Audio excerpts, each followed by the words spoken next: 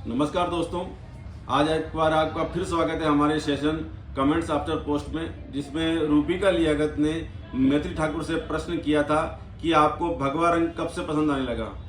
उस पर कई कमेंट्स आए हैं।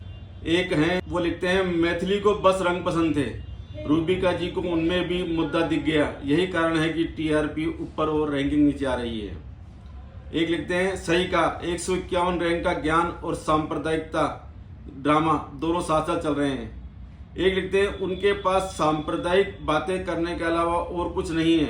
एक पत्रकार के रूप में बहुत सारे मुद्दों पर सवाल हो सकते थे जो पूछना चाहिए। एक लिखते हैं, इसके बिना इनका धंधा कैसे चलेगा। एक लिखते हैं, इसके लिए पेमेंट होती है गोदी मीडिया को। एक लिखते हैं, पत्रिका के नाम पर कलंक है ये लोग।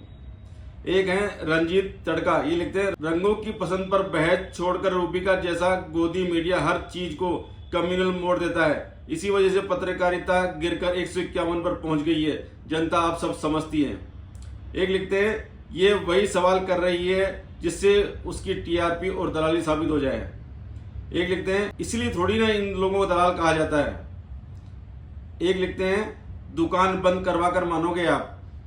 एक है राहुल चेट्री, वो लिखते हैं, जवाब देने वाले ने जवाब दे ही दिया, पर सवाल करने वाले को एक बार आप गौर से देखिए, ये वही पत्रकार है जो आप जानते हैं और हम जानते हैं। एक लिखते हैं, अव्वल दर्जे की पत्रकार है सर जी। एक लिखते हैं, ये पत्रकार भी है, ये पहली बार सुना है।